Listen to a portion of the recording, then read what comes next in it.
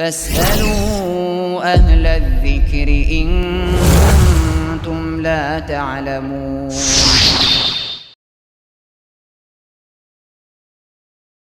Bismillahirrahmanirrahim. Assalamualaikum warahmatullahi wabarakatuh. Alhamdulillahirabbil alamin wa bihi nasta'inu ala umuri dunya wa umuri din, wassalatu wassalamu ala asyrafil anbiya'i wal mursalin nabiyyina wa habibina Muhammadin wa ala alihi wa sahbihi ajma'in wa man tabi'ahum bi ihsanin ila yaumiddin, amma ba'du. Alhamdulillah, segala pujanya bagi Allah Subhanahu wa taala yang telah memberikan banyak sekali kenikmatan kepada kita.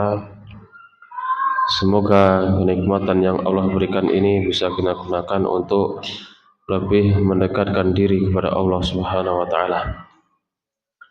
Salawat beserta salam semoga selalu tercurahkan kepada baginda agung Nabi Muhammad sallallahu alaihi wasallam, dan juga kepada keluarga beliau, sahabat beliau, dan seluruh kaum muslimin wal muslimat yang mengikuti agama beliau dengan baik sampai hari kiamat kelak, dan semoga kita semua juga termasuk di dalamnya. Amin.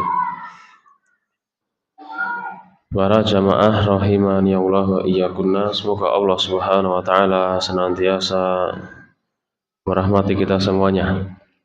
Kita lanjutkan pembahasan kitab Kaifa takunu miftahan lil khair, bagaimana engkau menjadi pembuka kunci kebaikan, karya Asy-Syaikh Abdul Razak bin Abdul Muhsin Al-Abbad Al-Badr hafizahullahu ta'ala.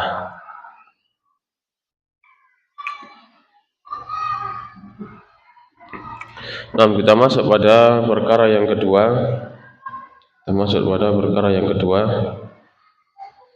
Bagaimana supaya kita ini bisa menjadi pembuka pintu kebaikan, bisa mengamalkan kebaikan, bahkan menunjukkan kebaikan kepada orang lain.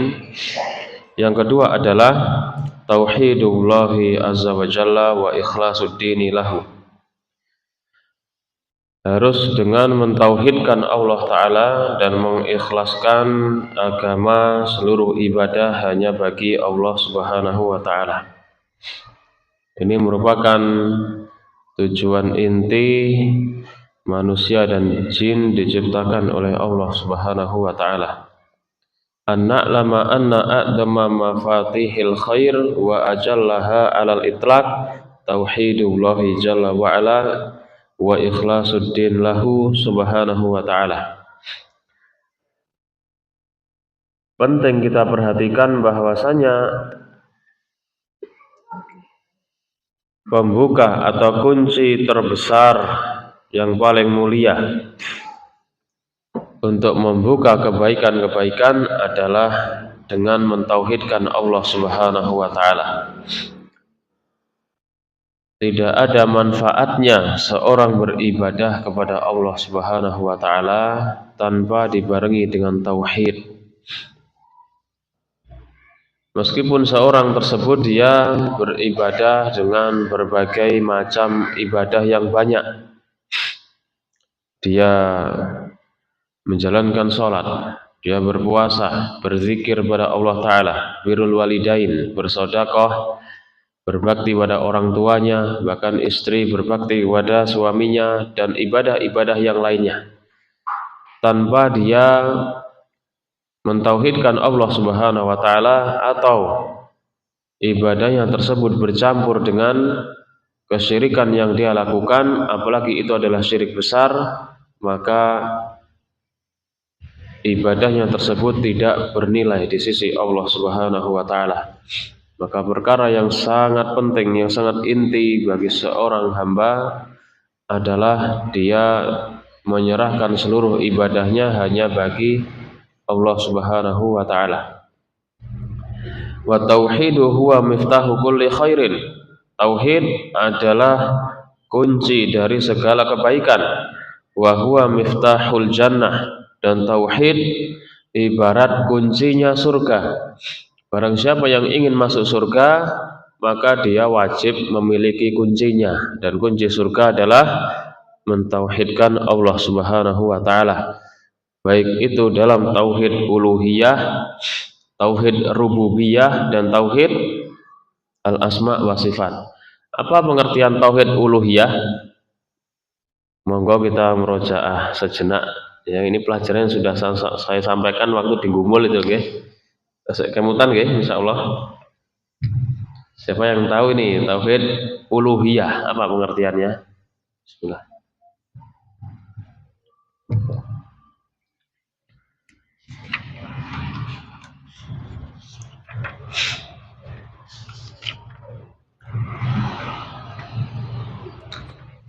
Tauhid uluhiyah kok diem semua ini ditanya orang.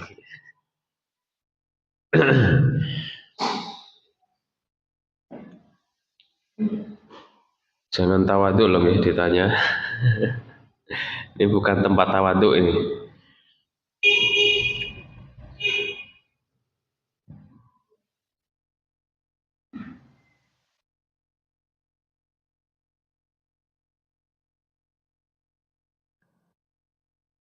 Pengertian tauhid uluhiyah adalah ringkasnya ifradullah ta'ala bil ibadah. Mengikhlaskan seluruh ibadah hanya bagi Allah Ta'ala, memberikan seluruh ibadah hanya bagi Allah Subhanahu wa Ta'ala.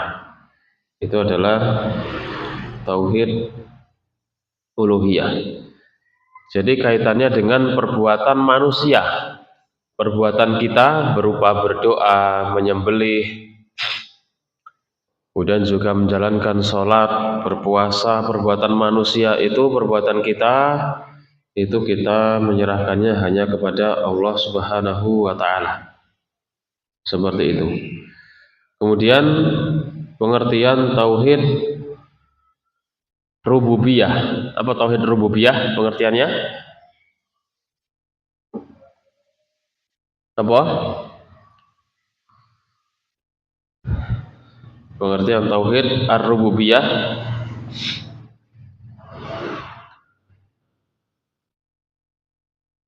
meyakini hanya Allah satu-satunya sang pencipta, pemilik atau penguasa dan pengatur seluruh alam semesta. Tauhid rububiyah. Atau pengertian yang lainnya mengesahkan seluruh perbuatan siapa? Perbuatan Allah Subhanahu wa Ta'ala. Tauhid rububiyah berarti kita mengesahkan perbuatan Allah Subhanahu wa Ta'ala, meyakini Allah itu satu-satunya yang menciptakan seluruh alam semesta beserta langit bumi beserta isinya. Kemudian kalau Allah yang menciptakannya berarti otomatis Allah yang memilikinya, menguasainya. Allah yang menguasai, memiliki seluruh alam semesta.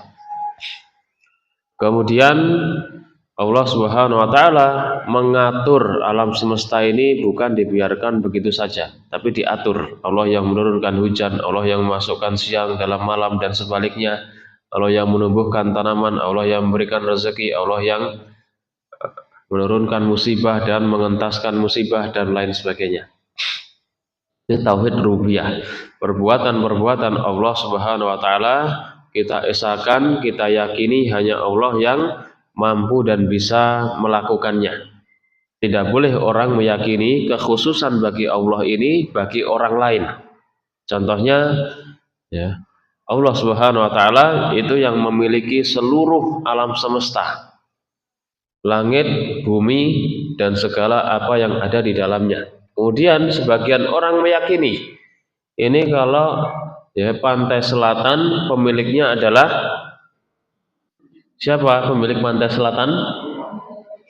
Kok anak saya ngomong Nyiroro Kidul nih? Barusan dibahas itu. Siapa pemilik pantai selatan? Allah Subhanahu wa Ta'ala. Wah, kok jenengan malah bahaya nih. Cuma keyakinan yang keliru di antara orang-orang ini pantai selatan itu yang mengatur, yang menguasai Nyiroro Kidul. Ini keliru gitu loh. Tapi kalau ditanya siapa pemilik pantai selatan? Allah. Sama sejak Nyiroro Kidul. Perlu dipertanyakan nih tauhidnya nih.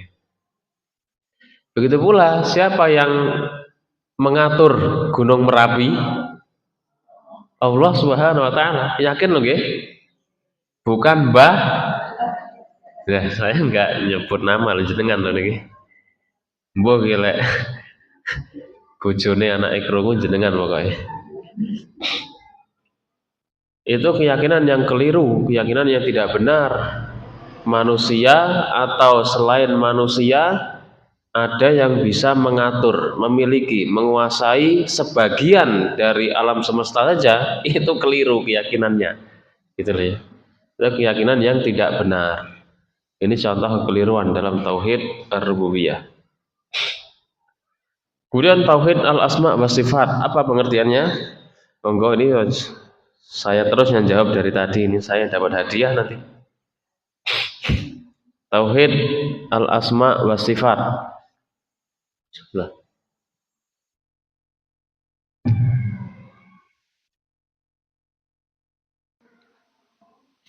Mengisahkan Allah dalam nama-nama dan sifatnya, betul, tapi ditambah lagi kurang sedikit. Mengisahkan nama-nama dan sifat-sifat Allah Subhanahu wa taala berdasarkan dalil Al-Qur'an dan Sunnah. Kemudian intinya lagi adalah sebagaimana datangnya, kita yakini tanpa diserupakan, tanpa dibagaimanakan, tanpa ditolak, tanpa ditakwil. Itu pengertian tauhid asma wa sifat. Mengisahkan nama dan sifat Allah Subhanahu wa taala sebagaimana telah datang dalam Al-Qur'an dan Sunnah. Berarti sumbernya kita mengetahui Allah punya nama ini, Allah punya nama itu. Ini yang memberikan nama adalah Allah sendiri. Allah sendiri. Kemudian nama-nama tersebut, sifat-sifat tersebut kita imani, kita yakini sebagaimana datang penjelasannya seperti itu. Tidak boleh ditakwilkan, tidak boleh diserupakan, tidak boleh ditolak, tidak boleh diselewengkan maknanya, tidak boleh. Ya, seperti itu. Ini keyakinan yang benar tentang tauhid asma wa sifat. Adapun keyakinan yang keliru, keyakinan yang salah adalah ketika seorang itu dia menyerupakan sifat Allah Subhanahu wa taala itu seperti sifat makhluk. Ini keliru. Contohnya Allah memiliki sifat mendengar.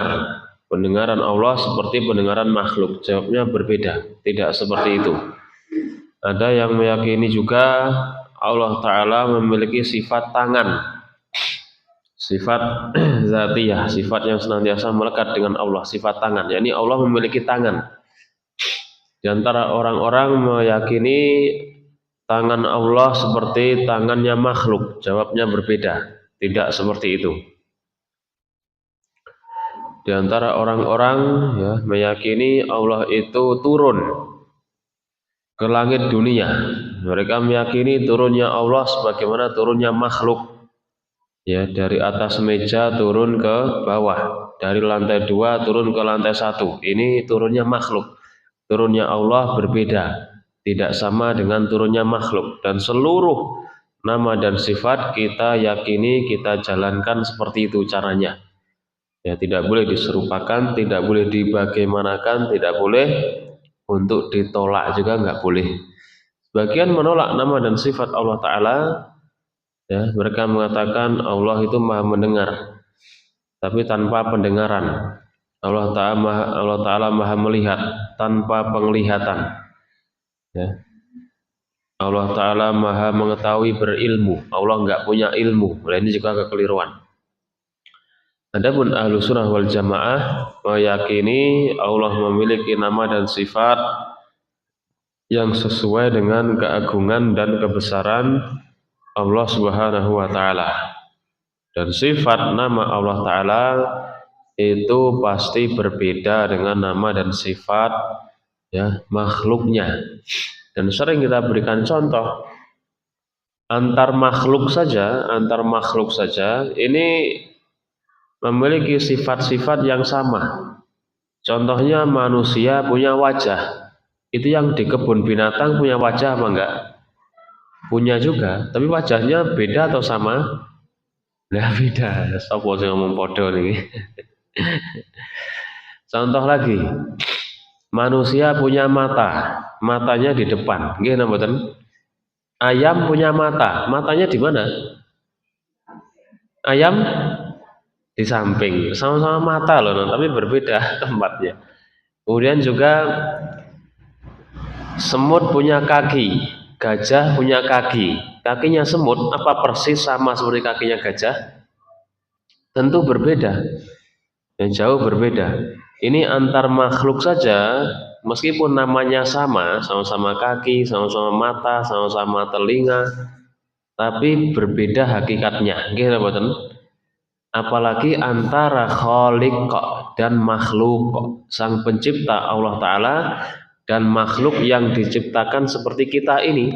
Kalaupun sama, itu sama dalam hal nama, tapi hakikatnya berbeda. Dan tidak mengapa, sama dalam hal nama itu tidak mengharuskan sama dalam hal hakikatnya. Ya, sama dalam hal nama itu hakikatnya beda, itu boleh, nggak apa-apa gitu lah. Allah ya bisa mendengar, Allah maha mendengar, manusia juga bisa mendengar, tapi pendengaran Allah berbeda dengan pendengaran makhluk. Allah maha melihat, ya manusia juga bisa melihat, tapi penglihatan Allah berbeda dengan penglihatan makhluk. Kita melihat benda ini jaraknya tertentu, 1 meter, 2 meter, 100 meter, itu sudah tidak jelas. Apalagi melihat ya benda meskipun dekat, ini di sebelah saya ini jenengan duduk di situ semua. Insya Allah ini kayaknya nggak ada yang tidur ya. Ya saya, lah ini saya juga nggak bisa melihat ini ya, nggak bisa melihat di sebelah ini akhwatnya, umahatnya siapa saja, duduknya, posisinya, saya juga nggak bisa melihat. Penglihatan manusia terbatas. Begitu pula juga panjenengan tidak bisa ya memiliki penglihatan yang tembus pandang lah istilahnya. Ini penglihatan manusia sangat terbatas sekali. Tidak bisa kita melihat sesuatu yang di balik tembok. Adapun penglihatan Allah Subhanahu wa taala ini penglihatan yang sempurna. Penglihatan yang tidak terbatas waktu, tempat, siang, malam dan lain sebagainya. Apalagi Allah taala Maha mengetahui segala sesuatu. Allah Maha mengetahui, Allah punya ilmu, manusia juga punya ilmu. Tapi ilmunya berbeda. Ilmu manusia didahului oleh kebodohan. Awalnya kita bodoh ketika dilahirkan, ya itu nggak bisa atau tidak ada yang memiliki ilmu sama sekali, nggak bisa berbicara dan lain sebagainya. Kemudian manusia itu ya ilmunya diakhiri dengan lupa biasanya. Kalau sudah agak tua itu lupa, gampang lupa biasanya. Adapun ilmunya Allah Subhanahu wa taala tidak didahului dengan kebodohan dan tidak diakhiri dengan lupa. Contoh lagi, Allah taala punya nama Al-Hayyu. Artinya apa? Maha hidup. Sifatnya Al-Hayah. Allah memiliki kehidupan. Manusia juga hidup. Allah hidup, manusia juga hidup. Tapi kehidupan manusia dan kehidupan Allah berbeda. Kehidupan kita terbatas nanti di dunia kemudian mati. Tapi Allah Ta'ala ya tidak mati. Allah Ta'ala tidak mati meninggal dunia. Ini banyak perbedaannya, hakikatnya. Meskipun sama dalam hal nama, tapi hakikatnya berbeda, itu boleh. Ya, sama dalam hal nama tidak mengharuskan sama dalam hal hakikatnya. Sebagaimana juga kenikmatan-kenikmatan yang ada di surga, ini beberapa sama namanya. Di sana ada buah-buahan. Ya, kemudian juga ada yang namanya khamr akhirat surga. Kemudian juga ada susu, ada madu. Ini sama dalam hal nama saja, hakikatnya berbeda. Karena Rasulullah alaihi salatu wasallam menyebutkan, sesungguhnya Allah Subhanahu wa taala telah menyiapkan kenikmatan di dalam surga yang mana kenikmatan tersebut belum pernah dilihat oleh mata, belum pernah terdengar oleh telinga, dan tidak pernah terbesit dalam hatinya manusia. Kenikmatan apapun yang di dunia ini tidak mengalahkan, tidak bisa menyamai, mengalahkan kenikmatan yang ada di surga. Semoga Allah Subhanahu wa taala menganugerahkan kita semuanya bisa memasuki surga firdausnya. Amin. Kemudian Syekh Abdul Razak hafizahullah taala menjelaskan membawakan sebuah hadis Rasulullah alaihi salatu wasallam bersabda, "Miftahul jannati syahadatu an la ilaha illallah." Kunci surga adalah la ilaha illallah. Pada hadis ini ada komentar para ulama, tapi maknanya benar. Kunci surga adalah la ilaha illallah. Apa makna la ilaha illallah? Tidak ada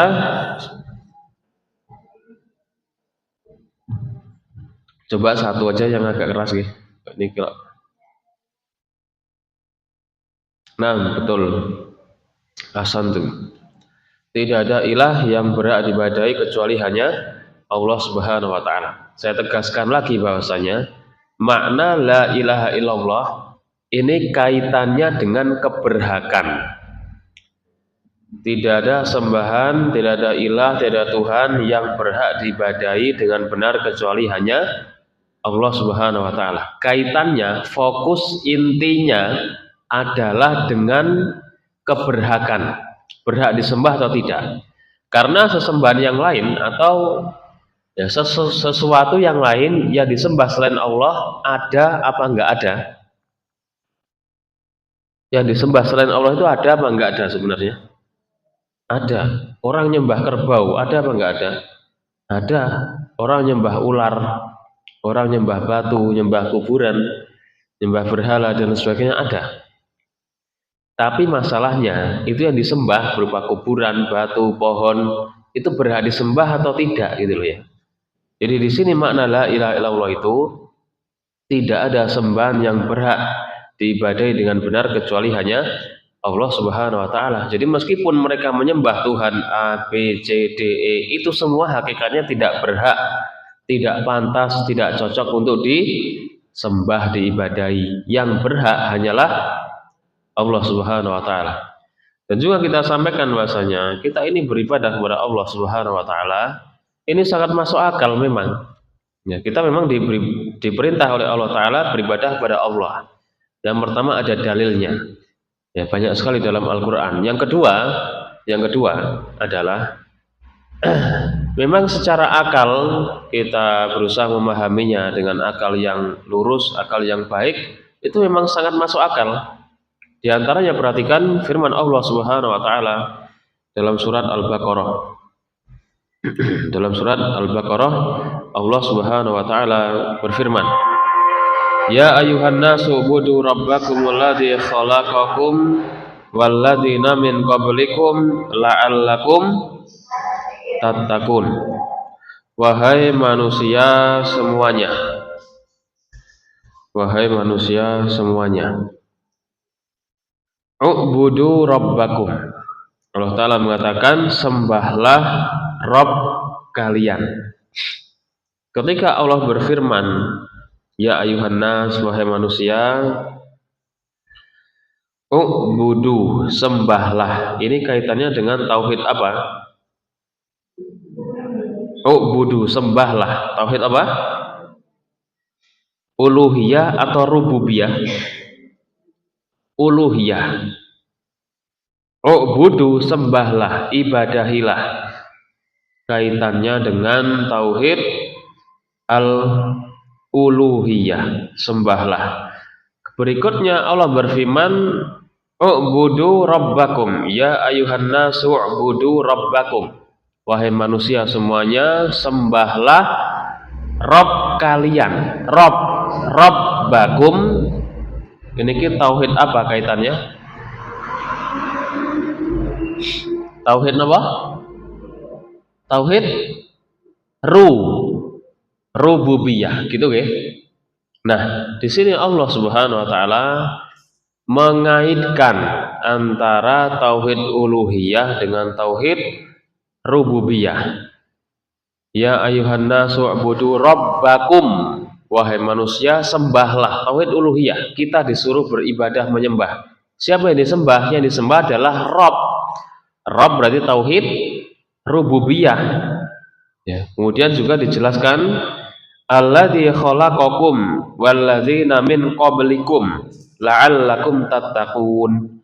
Sembahlah Rabb kalian karena Dia yang telah menciptakan kalian dan orang-orang sebelum kalian agar kalian bertakwa. Berarti kita ini diperintah oleh Allah agar beribadah dan menyembah kepada zat yang menciptakan kita. Nggih napa mboten? Ini juga sangat masuk akal. Kita diperintah untuk beribadah, menyembah, menghamba kepada zat sesembahan yang telah menciptakan kita. Apalagi Allah juga berfirman di ayat yang lanjutannya, alladzi ja'ala lakumul arda firasah. Dialah Rabb yang harus kalian sembah, adalah Rabb yang telah menjadikan bumi sebagai hamparan, wassamaa binaan, jadikan langit sebagai bangunannya, wa anzala minas sama'i ma'an, dan menurunkan hujan air dari langit, fa akhraja bihi minas samarati rizqan lakum, dan Allah telah menumbuhkan buah-buahan, tanaman-tanaman sebagai rezeki bagi kalian.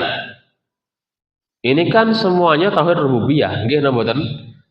Perbuatannya Allah Subhanahu wa taala, menurunkan hujan, menciptakan langit bumi. Allah menumbuhkan tanaman sebagai rezeki pada kalian. Lah ini kan tauhid rububiyah. Berarti kita memang diperintah untuk beribadah kepada zat yang telah memberikan rezeki kepada kita. Bisa dipahami nggih? Kita diperintah menyembah kepada zat yang telah menciptakan alam semesta. Siapa dia? Allah Subhanahu wa taala. Maka kita beribadah kepada Allah ini sangat masuk akal sekali. Kita beribadah memang diperintah untuk menyembah zat yang maha kuasa, maha bisa, maha mampu menciptakan, menurunkan hujan, menumbuhkan tanaman dan lain sebagainya. Sedangkan orang-orang yang menyembah beribadah kepada makhluk kok justru nggak masuk akal. Kenapa kok repot-repot menyembah kerbau? Padahal kerbau nggak bisa menciptakan, nggak bisa menumbuhkan tanaman, tidak bisa memberikan rezeki, tidak bisa melancarkan, memudahkan jodoh misalnya, tidak bisa. Kenapa harus menyembah makhluk kok justru nggak masuk akal gitu loh ya. Ketika ada seorang yang menyembah kepada makhluk, padahal makhluk ini lemah. Nah, dan kita dalam Al-Quran kalau membaca sangat banyak sekali ayat-ayat yang semisal Allah Ta'ala hanya satu-satunya yang berani mengatakan saya menciptakan langit bumi, saya yang mengatur siang malam, saya yang memberikan rezeki pada kalian. Hanya Allah yang berani bilang. Memang hanya Allah yang bisa melakukannya. Adapun selainnya maka mereka lemah. Makhluk ciptaan Allah Subhanahu wa taala yang sama sekali tidak pantas, tidak cocok untuk diibadahi dan disembah. Makanya kita ini sebagai orang yang cerdas itu menyembahnya kepada Allah Subhanahu wa taala, bukan kepada selain Allah taala. Justru yang nyembah kepada selain Allah, entah dia benda langit, benda bumi, benda hidup, benda mati, maka ya semuanya itu sebenarnya tidak berhak, tidak pantas, tidak cocok untuk disembah selain Allah Subhanahu wa taala.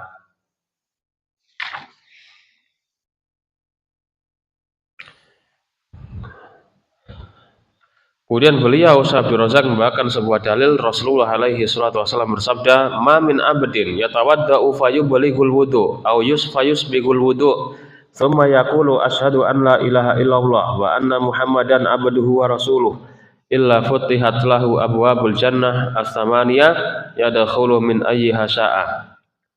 Barang siapa dari seorang hamba yang berwudu kemudian dia membaguskan wudunya, wudu ya ini perlu diperhatikan, tidak usah tergesa-gesa, yang penting rukunnya terpenuhi.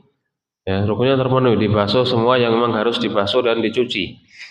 Kalau dia berwudu kemudian menyempurnakan wudunya, kemudian setelah itu dia berdoa, asyhadu an la ilaha illallah. Saya bersaksi bahwasanya tidak ada sembahan yang berhak diibadahi kecuali hanya Allah taala. Wa anna Muhammadan abduhu wa rasuluh. Dan saya bersaksi bahwasanya Nabi Muhammad adalah hambanya dan utusannya. kecuali orang tersebut akan dibukakan pintu surga yang 8 baginya, silakan masuk dari pintu manapun yang dia inginkan. Salah satu fadilah keutamaan berdoa setelah wudhu, ini doa yang bisa kita praktekkan. Asyhadu an la ilaha illallah wa anna muhammadan abduhu wa rasuluh. Doa setelah berwudhu.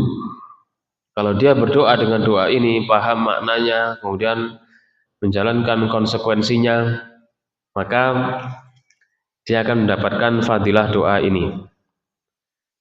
Maka tauhid merupakan kunci surga, dan barang siapa yang dia tidak membawa kuncinya, maka dia tidak bisa masuk surga selamanya. Ini sebagaimana firman Allah Subhanahu wa taala kepada orang-orang kufar, la tufattahu lahum abwabus sama wa la yadkhulunal jannata hatta yalijal jamalu fi sammil khiyat. Allah Subhanahu wa taala berfirman, tidak akan dibukakan bagi orang-orang kufar, musyrikun, munafikun pintu-pintu langit, dan mereka tidak bisa memasuki surga sampai unta itu bisa masuk lubang jarum. Unta kira-kira bisa nggak masuk lubang jarum? Mboten saged. Ini ungkapan mustahil gitu loh maksudnya. Jadi orang kafir itu mustahil masuk surga. Orang kafir itu tidak mungkin masuk surga. Maka orang kafir itu tempatnya di neraka dan kekal di dalamnya. Surga itu tidak mungkin dimasuki kecuali oleh orang yang membawa tauhid dalam hatinya, dalam dirinya. Kalau dia tidak membawa tauhid, maka dia tidak akan bisa memasuki surga Allah Subhanahu wa taala. Maka di antara pentingnya kita menuntut ilmu, di antaranya belajar akidah, belajar tauhid, supaya kita paham tentang tauhid, maknanya, kemudian juga konsekuensinya dan pembatal-pembatalnya. Karena Islamnya seorang itu bisa batal ya, sebagaimana wudhu juga bisa batal. Wudhu bisa batal, Islamnya seorang juga bisa batal. Maksudnya bisa batal, bisa murtad ya. Maka juga penting untuk diperhatikan hal ini. Rasulullah alaihi salatu wassalam beliau pernah bersabda, la yadkhulul jannata illa nafsun mu'minah. Tidak bisa masuk surga kecuali seorang jiwa hatinya yang mukmin. Harus punya tauhid maksudnya. Dan la ilaha illallah sebagai kunci surga itu juga tidak bisa digunakan untuk membuka surga kecuali dengan seorang itu dia mengamalkan konsekuensinya, dengan seorang itu memahami maknanya, dan dengan seorang itu menjalankan syarat-syarat kalimat tauhid. Pernah dengar mboten jenengan? Syurutu la ilaha illallah, syarat-syarat la ilaha illallah. Pernah mireng napa dereng? Pernah nggih? Disebutkan di sini syarat la ilaha illallah. Ketika ada dari Wahab bin Munabbih, dia ulama tabi'in, dia pernah ditanya oleh seorang, alaisa la ilaha illallah miftahul jannah, bukankah la ilaha illallah adalah kunci surga? Kemudian ulama yang namanya Wahab bin Munabbih, beliau menjawab, betul, walakin laisa miftahun illa lahu asnanun, tapi setiap kunci itu kan punya gigi-giginya, ya kan? Kunci itu kan beda-beda. Kunci mobil nggak bisa untuk membuka kunci rumah misalnya. Kunci brankas nggak bisa untuk membuka kunci pintu rumah. Nah, beliau mengatakan apabila engkau membawa kunci yang ada gigi-giginya, maka engkau bisa membuka surga. Tapi kalau engkau membawa kunci nggak ada giginya alias masih polosan gitu ya, maka tidak akan bisa untuk digunakan membuka pintu. Nah, hal tersebut maksudnya adalah beliau mengisyaratkan adanya syarat-syarat la ilaha illallah, yang mana syarat la ilaha illallah ini haruslah dijalankan, diamalkan dengan baik supaya kalimat la ilaha illallah itu bermanfaat bagi orangnya. Ya, kalau syaratnya tidak terpenuhi, maka la ilaha illallah tidak bisa bermanfaat bagi orang tersebut. Ya, dan jumlah syaratnya ada berapa? Ada berapa nih?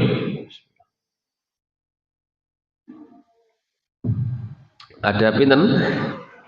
Ada 7. Syarat la ilaha illallah ada 7. Disebutkan di sini yang pertama al-ilmu. Yang pertama ilmu. Syarat la ilaha illallah ada 7. Yang pertama adalah al-ilmu. Ilmu maksudnya adalah seorang itu harus mengetahui, mengilmui la ilaha illallah. Bukan sekedar diucapkan, tapi juga diilmui, dipahami gitu loh ya. Supaya orang itu dia paham dengan baik makna la ilaha illallah dan konsekuensinya. Karena sekedar mengucapkan la ilaha illallah semua orang juga bisa, tapi paham apa tidak dia konsekuensi di balik kalimat tersebut. Dan ilmu ini menafikan kejahilan. Maksudnya jangan sampai orang itu nggak paham makna la ilaha illallah. Jangan sampai nggak paham. Maksudnya gitu. Dan ini banyak difirmankan oleh Allah Subhanahu wa taala, di antaranya fa'lam annahu la ilaha illallah wastaghfir li dzambik. Pahamilah, ketahuilah, ilmu ilah, sesungguhnya tidak ada sembahan yang berhak diibadahi dengan benar kecuali hanya Allah Subhanahu wa taala. Fa'lam annahu la ilaha illallah, ketahuilah, pahamilah, sesungguhnya tidak ada sembahan yang hak kecuali hanya Allah Subhanahu wa taala. Di situ Allah katakan pertama kali fa'lam, ilmuilah, pahamilah. Ya, ketahuilah. Berarti harus berilmu tentang la ilaha illallah. Yang kedua adalah al-yakin. Al-yakin. Maksudnya harus meyakini dengan tegas, jelas la ilaha illallah. Ini menafikan agar menghilangkan keraguan.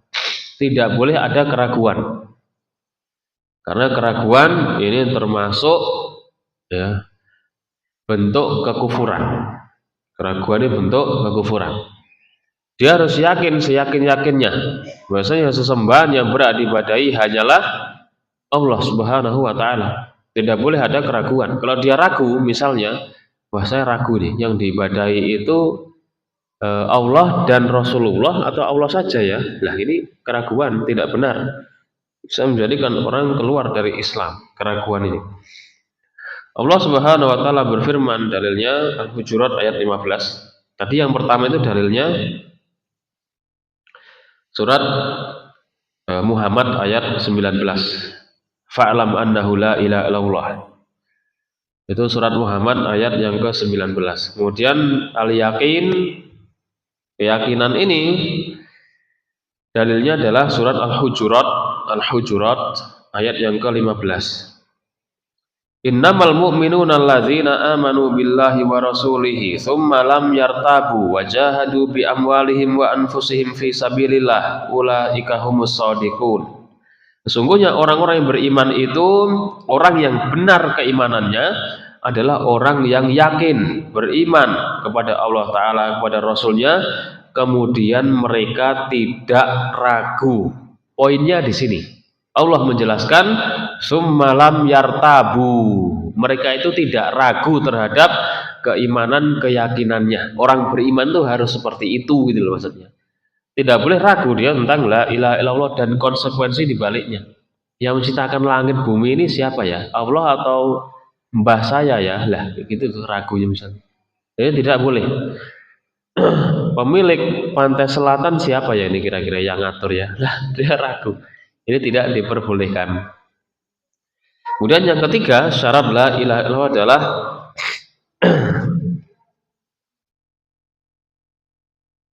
as-sidqu, jujur. Maksudnya dia jujur dalam mengucapkan la ilaha illallah. Ini untuk menghilangkan kedustaan. Ya, hatinya itu jujur mengucapkan, lisannya jujur mengucapkan, hatinya juga sesuai. Ya, jangan sampai dia berdusta seperti orang munafikun. Jangan seperti orang munafikun yang dia itu lisannya mengucapkan tapi hatinya berbeda. Ini tidak boleh. Ini terlarang. Tidak boleh yang seperti itu. Nah, kemudian dalilnya firman Allah Subhanahu wa taala dalam surat Al-Munafiqun ayat pertama. Al-Munafiqun ayat yang pertama. Allah Subhanahu wa taala berfirman, "Idza ja'akal munafiquna qalu nashhadu innaka la rasulullah wa wallahu ya'lamu innaka la rasuluh wa wallahu yashhadu innal munafiqina lakadzibun." Kata Allah Subhanahu wa taala, apabila orang-orang munafik datang kepada wahai Muhammad, kemudian mereka mengatakan, kami mengakui bahwa sesungguhnya engkau benar-benar rasul. Munafik mengatakan, engkau wahai Muhammad adalah utusan Allah, dan Allah mengetahui bahwa sesungguhnya engkau memang benar-benar utusannya, memang utusan Allah, dan Allah mengetahui bahwa sesungguhnya orang munafik itu adalah pendusta. Ya, orang munafik mengatakan mereka meyakini engkau adalah utusan Allah, engkau Rasulullah, tapi Allah yang mendustakan ucapan dari orang munafik tersebut. Maka orang muslim mukmin bukan munafik kok. Orang mukmin muslim bukan munafik kok. Bukan munafik, yakni ketika lisannya dan hatinya ini cocok, ini klop. Dia ngomong cinta, memang cinta hatinya. Dia ngomong mukmin, memang hatinya juga beriman. Bukan seperti orang munafikun yang mereka berwajah dua. Di sini ngomong A, ternyata aslinya B. Munafik kok. Munafik. Bukan seperti itu. Orang muslim bukan munafik. Kemudian yang keempat adalah al-ikhlas. Yang keempat adalah al-ikhlas. Maksudnya adalah agar seorang itu dia mengucapkan la ilaha illallah penuh dengan keikhlasan, tidak bercampur dengan ini menafikan, menghilangkan syirik, riya dan lain sebagainya. Dan yang semisalnya. Ikhlas menafikan, menghilangkan syirik, riya dan yang semisalnya. Karena kalau dia mengucapkan la ilaha illallah, tujuannya supaya mendapat pujian dari manusia, supaya disebut wah orang ini masya Allah banyak zikirnya, wah masya Allah orang ini orang yang solih, orang yang solihah atau yang semisalnya. Ini dia mengucapkannya tapi tujuannya adalah riyaan, mendapatkan secuil dunia. Yang seperti ini tidak akan berguna ibadah yang dia lakukan. Di antara dalilnya adalah firman Allah Ta'ala dalam surat Al-Bayyinah ayat yang kelima. Wa ma umiru illa liya'budullaha mukhlishina lahuddin. Tidaklah mereka diperintah kecuali agar mereka itu beribadah kepada Allah Subhanahu wa taala dan mengikhlaskan seluruh ketaatannya, ibadahnya itu hanya bagi Allah Subhanahu wa taala. Tidak boleh seorang itu beribadah kemudian dicampuri dengan kesyirikan, riya, tidak boleh. Ibadahnya jadi rusak. Kalau dia riya, ini termasuk syirik kecil, maka ini bisa merusak ibadah yang bergandeng dengan riyaknya tersebut. Adapun kalau dia melakukan syirik besar, misalnya dia berdoa kepada malaikat Jibril, syirik besar, ini bisa menghapuskan seluruh ibadah yang pernah dia lakukan. Waliyadzubillah. Itu salah satu bedanya syirik besar, syirik kecil. Syirik besar itu bisa menghapuskan seluruh ibadah, bahkan mengeluarkan dia dari Islam, mengekalkan orang di neraka. Adapun syirik kecil, dia bisa menghapuskan ibadah yang berkaitan, bergandengan dengan ibadahnya tersebut dan dia tidak mengekalkan dalam azab neraka. Kemudian yang berikutnya kelima adalah al-mahabbah, cinta. Syarat yang kelima dari la ilaha illallah adalah cinta. Yaitu maksudnya orang mengucapkan la ilaha illallah wajib mencintai Allah Ta'ala, mencintai Rasulnya, mencintai agama Islam, dan mencintai kaum muslimin, orang-orang yang dia menegakkan agama Islam. Ini kaitan dengan al-wala wal bara', cinta benci karena Allah Subhanahu wa Ta'ala. Kita mencintai segala sesuatu, siapapun yang dicintai oleh Allah dan Rasulnya. Dan kita harus membenci siapapun, entah orang, benda, perbuatan, dan lain sebagainya yang dibenci, dimurkai oleh Allah dan Rasulnya alaihi salatu wassalam. Dan al-mahabbah, cinta ini untuk menghilangkan benci, ya, untuk menghilangkan benci. Jangan sampai orang itu membenci la ilaha illallah. Karena memang ada loh di antara orang-orang itu, kalau kita mengajak, kita mendakwai supaya kita beribadah hanya kepada Allah, mereka itu nggak suka. Ya, mereka itu hatinya menjadi gerundel gitu ya, menjadi dongkol. Kita mengajak ibadah kepada Allah, itu nggak suka mereka. Ada yang seperti itu memang. Justru kalau ya, disuruh ibadah kepada berdoa, tawasul kepada orang yang sudah meninggal dunia, tawasul kepada ya kiai-kiainya, ustadznya, habibnya, dan yang semisalnya sudah meninggal dunia, itu mereka malah bahagia, malah senang. Naudzubillah min dzalik. Ini hakikat kesyirikan yang terlarang, yang tidak boleh.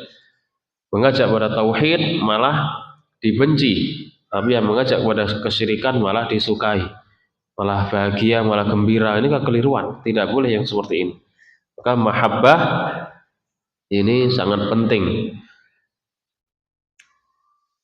Harus mencintai kalimat la ilaha illallah dan juga konsekuensinya. Mencintai Allah, mencintai Rasul, mencintai orang-orang yang berpegang teguh dengan la ilaha illallah, sahabat dan lain sebagainya. Supaya tidak ada kebencian kita kepada la ilaha illallah, kepada Allah, kepada Nabi, kepada orang-orang yang mengikuti mereka dengan baik. Di antara dalilnya adalah firman Allah Subhanahu wa Ta'ala, surat Al-Baqarah ayat yang ke-165. Al-Baqarah 165. Allah berfirman, wa minan nasi man yattakhidhu min dunillahi andadan yuhibbunahum ka hubbillah walladzina amanu asaddu hubban lillah. Di antara orang-orang, di antara manusia, ada yang mereka itu menjadikan selain Allah sebagai tandingan sembahan selain Allah. Ada yang menjadikan makhluk sebagai tandingan selain Allah Ta'ala. Mereka itu mencintai ya, selain Allah, mencintai berhalanya, mencintai pohon beringinnya, batunya, kuburannya. Itu seperti cinta mereka kepada Allah Subhanahu wa Ta'ala. Enggak boleh. Allah enggak mau diduakan seperti ini, Allah enggak mau. Orang berdoa kepada Allah dan juga berdoa kepada Nabi Muhammad, syirkul akbar, syirik besar, bisa mengeluarkan orang dari Islam. Tidak boleh kita berdoa kepada Rasulullah Muhammad alaihi salatu wassalam, tidak boleh. Tidak boleh kita berdoa kepada malaikat Jibril, tidak boleh. Ya, tidak boleh juga kita berdoa kepada ular, batu, pohon, dan yang semisalnya. Semuanya dihukumi syirik besar, tapi kalau dia berdoanya kepada hewan-hewan, kepada kerbau dan lain sebagainya, ini lebih dahsyat lagi ya dosanya dan azabnya kelak. Orang berdoa kepada Nabi Muhammad dosa besar, syirik besar. Orang berdoa kepada benda mati juga syirik besar, dosa besar. Tapi dosanya lebih besar lagi yang dia berdoa kepada benda mati tadi. Adapun orang-orang beriman, mereka cintanya yang paling besar adalah kepada Allah Subhanahu wa Ta'ala. Adapun orang beriman, cintanya yang paling besar adalah kepada Allah Subhanahu wa Ta'ala. Kemudian yang ke berapa ini? Keenam. Yang keenam al-inqiyad. Al-inqiyad artinya tunduk. Tunduk patuh.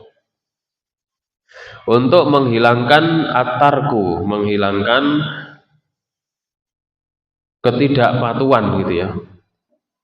Maksudnya orang yang mengucapkan kalimat la ilaha illallah maka dia harus patuh dengan konsekuensinya. Konsekuensinya adalah patuh tunduk terhadap syariat yang Allah buat.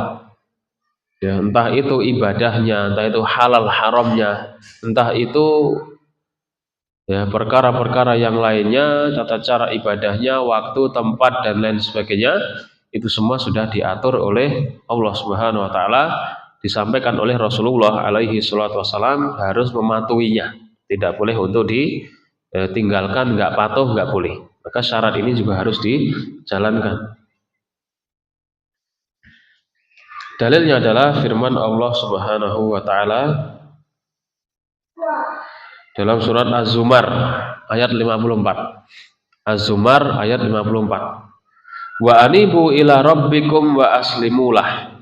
Allah berfirman, dan kembalilah, tobatlah kalian kepada Rabbmu Allah Subhanahu wa taala dan berserah dirilah, tunduklah, patuhlah kepada Allah Subhanahu wa taala. Allah yang memerintahkan agar kita ini ya tunduk, patuh, berserah diri hanya kepada Allah Subhanahu wa taala, termasuk kita berserah diri terhadap syariat yang Allah buat, itu tinggal kita jalankan. Tidak boleh diotak-atik, tapi tinggal kita jalankan. Kita patuh terhadap aturan yang telah disampaikan oleh baginda Nabi Muhammad alaihi salatu wasallam. Meskipun terkadang ada beratnya di hati, itu bisa jadi karena lemahnya iman.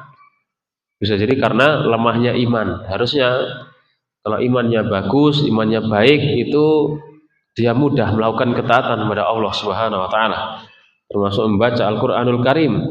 Kata Utsman bin Affan radhiyallahu taala anhu, seandainya hati kita bersih, kita tidak akan pernah merasa kenyang dari yang namanya membaca Al-Quran. Semoga Allah Ta'ala memberikan kita taufiknya agar mudah beribadah kepada Allah Ta'ala.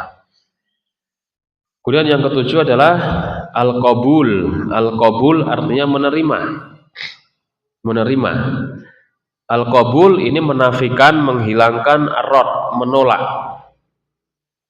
Supaya orang yang mengucapkan la ilaha illallah wajib menerima la ilaha illallah dengan sebenar-benarnya, dengan hati dan lisannya, harus klop, harus sinkron. Dan jangan menolak sebagian, menerima sebagian, tidak boleh. Syariat Islam kita jalankan secara utuh, menyeluruh sebagaimana datangnya. Tidak boleh yang mudah-mudah, yang cocok dengan kita jalankan. Dan tidak cocok, ya kita tolak syariatnya. Ini tidak boleh. Tidak boleh. Kalau kita memang berat menerima, atau kalau kita berat untuk melakukan, oke lah, itu kita. Itu kaitannya dengan hati kita, diri kita yang barangkali masih lemah imannya. Tapi tidak boleh menolak syariat Islam, tidak boleh. Ya. Yang wajib adalah seorang itu dia menerima syariat Islam secara semuanya. Mohon maaf, ini yang kita contohkan adalah kenyataan. Syariat poligami, syariat ta'addud. Ta'addud ini syariat Islam, datang dari Allah Subhanahu wa taala, wajib diterima. Baik dia muslim, baik dia muslimah, wajib menerima syariat poligami ini, bagian dari syariat Islam. Tidak boleh menolak, tidak boleh membenci, tidak boleh untuk tidak menerimanya. Itu dulu yang pertama diimani. Yang kedua, kalau barangkali ibu-ibu atau ummahat atau perempuan muslimah yang dia belum bisa menjalankan syariat tersebut, maka itu urusannya pribadi-pribadi. Tidak mengapa gitu ya, tidak mengapa dia tidak menjalankannya. Tapi dia menolak syariat poligami, ta'addud, ini bentuk kekufuran loh ya. Jangan main-main. Karena ini dikisahkan oleh salah seorang guru kita. Pernah di sebuah majelis ilmu, beliau seperti biasa mengisi taklim seperti ini. Tapi taklimnya umum ya, taklimnya umum. Afan dulu umum atau khusus ibu-ibu ya, saya lupa. Intinya hadir juga jamaah perempuan atau akhwat. Tiba-tiba ada secarik kertas pertanyaan itu nyampe kepada sang ustadz atau guru saya waktu itu. Kemudian dibaca oleh sang ustadz. Isinya seperti ini isinya. Wahai ustadz, kenapa Allah Subhanahu wa taala berlaku zalim dengan mensyariatkan poligami?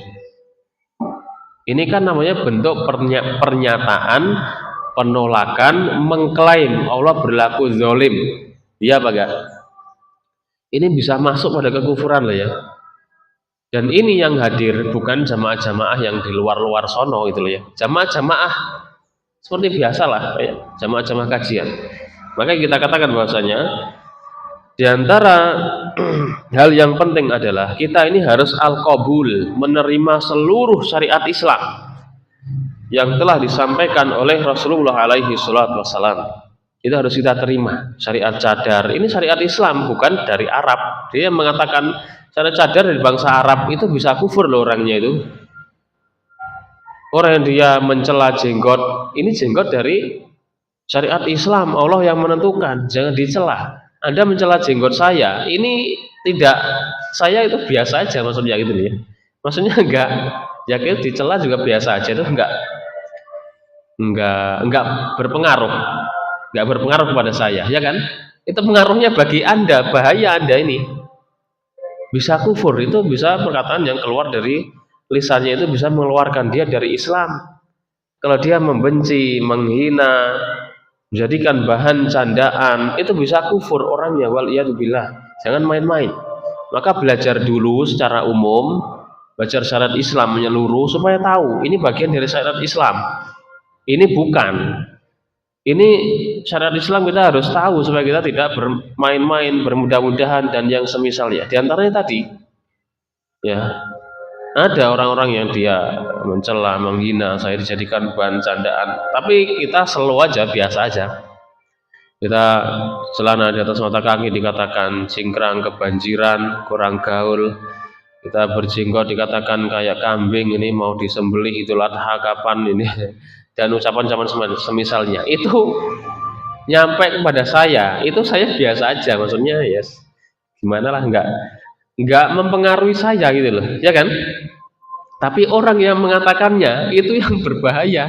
Anda ini harus taubat pada Allah Ta'ala, taubatan nasuha. Termasuk syariat poligami, yang pertama kita yakini dulu, yang pertama itu adalah bagian dari syariat Islam, Allah yang menentukan. Urusan kita belum bisa menjalankan, itu barangkali kita lemah imannya gitu loh ya.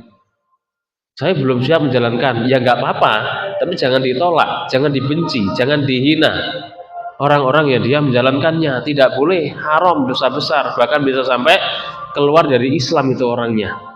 Begitu pula orang-orang yang menghina hal-hal yang lainnya berkaitan dengan syariat Islam, maka ini hal yang sangat bahaya sekali. Ya, perkara yang sangat bahaya. Jangan bermudah-mudahan. Itu 7 dari syarat la ilaha illallah yang disebutkan oleh para ulama.